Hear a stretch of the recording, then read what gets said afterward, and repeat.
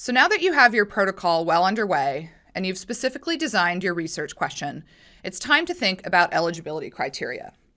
When you wrote your research question, or when you designed your research question, you somewhat specifically defined your population of interest, that is the group you're interested in having take this intervention to determine if it works, but you'll need some more specific criteria. In observational studies or broader surveys, the population will be wider that you're interested in.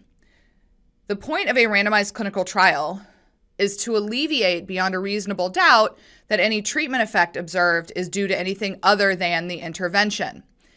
So you'll need eligibility criteria, and there are pros and cons of writing them too narrowly and writing them to be too broad.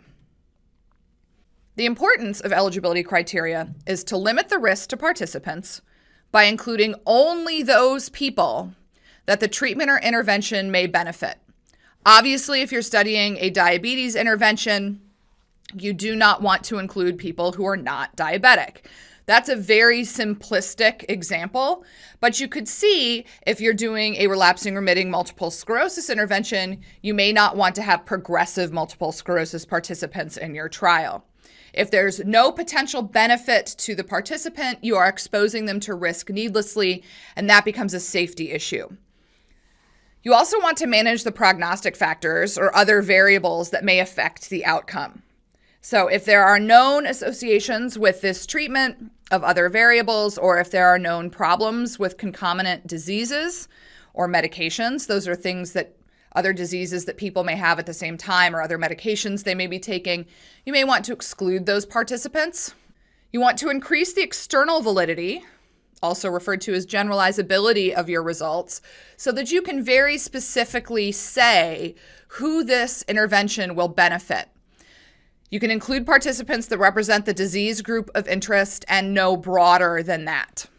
So now that you understand the importance of having well-defined eligibility criteria, what is the balance between writing criteria that are very narrow and those that are very wide or very broad?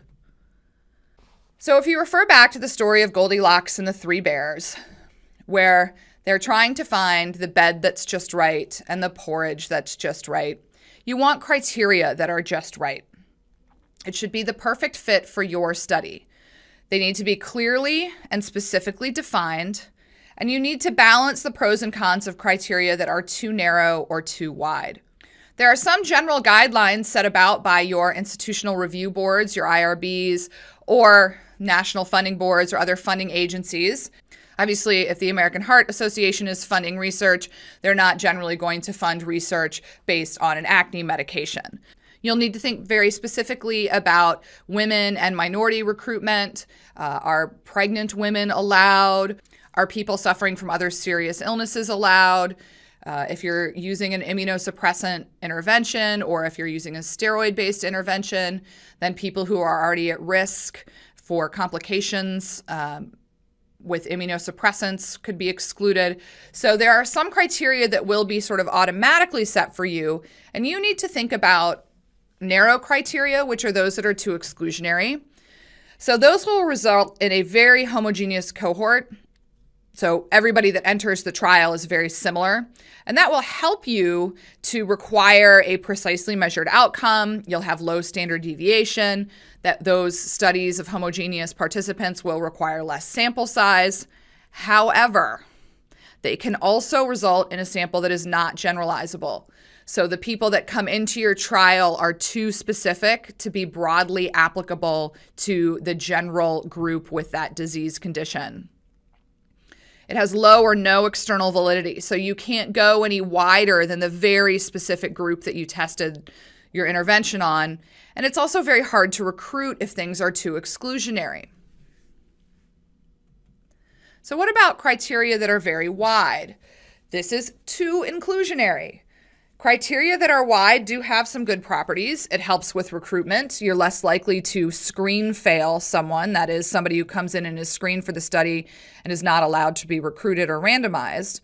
It will allow in a broader and perhaps more generalizable cohort, so you'll get a broader definition of your population of interest that allows your results to be more interpretable to that broader population.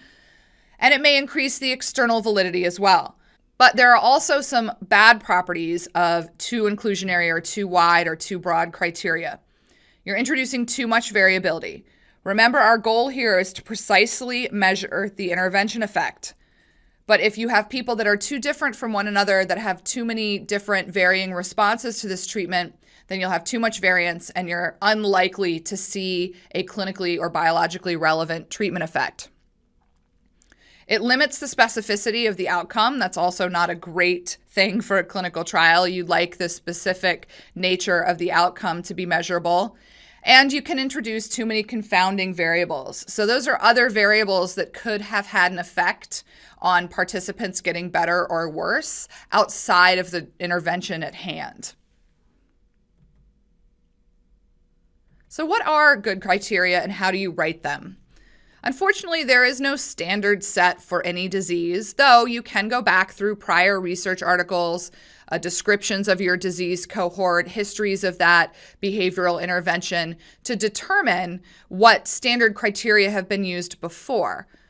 As I said, there are some certain standard criteria across the board that may be difficult to recruit into. So if you're looking at an intervention for narcotic pain relief, you may automatically want to exclude people with a history of addiction.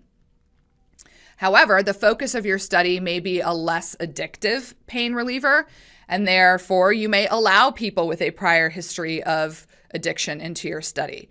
So there are many options that you need to think about. There is no magic rubric for writing criteria. The best advice is to know your disease area and know your outcome. So think about this example. If you're measuring the improvement in walking speed, you will need participants to be ambulatory at the start of your intervention. So there's any number of examples you can think of specific to your own area of interest, but these are the three main areas you need to think about when writing good criteria: population, the safety, and then any other variables that may influence the outcome. So to know your population, you need to start with people you want to use the intervention on if it is successful. So at the end of the study, if you find a beneficial intervention effect, who is that going to be rolled out to? The broader context is if there's no one that can use this intervention, then it won't grab hold into the wider population. So you need to understand who this intervention is designed to benefit at the close of study if there is a benefit shown. Who are these people? What is their disease type? How are they diagnosed? What is the disease stage you're interested in or interventional stage that you're interested in? And disease could be a condition or social or behavioral group. The same thing when I say treatment, it could also be a behavioral intervention. Treatment effect is just a broad term for one group having one intervention and another group having a different intervention, or perhaps no intervention at all if you have a placebo-controlled study. It's important to think about their disease type. So certain medications will only impact diseases at certain stages. Certain medications will only impact diseases of a certain type. So there may be a genetic influence there. Are you going to have to do some genetic testing? If you think about the shingles vaccine, people must have been exposed to chickenpox to get shingles. So that's a question that you'd want to ask. And in some cases, you can run a blood test to determine if they have been exposed to a prior disease or situation. How are they diagnosed? So are you looking for prevalent cases, so people who have the disease already, or are you looking for incident cases, people who are newly diagnosed? Are there restrictions on the diagnosis time and disease duration? So if someone is trying to quit smoking, are you looking at relatively new smokers, or are you looking at chronic habitual lifetime smokers? You also need to consider safety, the known issues that are associated with your intervention, and obviously with the disease course in general. And you will need to consider excluding those participants. So are there complications with other medications? If you're giving an immunosuppressant biological medication, oftentimes those who are taking steroid medications are excluded from those trials. It's another immunosuppressant. You don't want people to be more susceptible to infections. If people have been on a long-term medication called interferon in multiple sclerosis, they have to have some very specifically met criteria to be able to be taking the newer infusion medication called natalizumab. Are there known complications with other diseases? So are you going to be excluding people with a prior history of cancer, with a prior history or a known diagnosis of HIV? If the medication you're giving has issues with mental health, are you excluding people with suicidal ideations?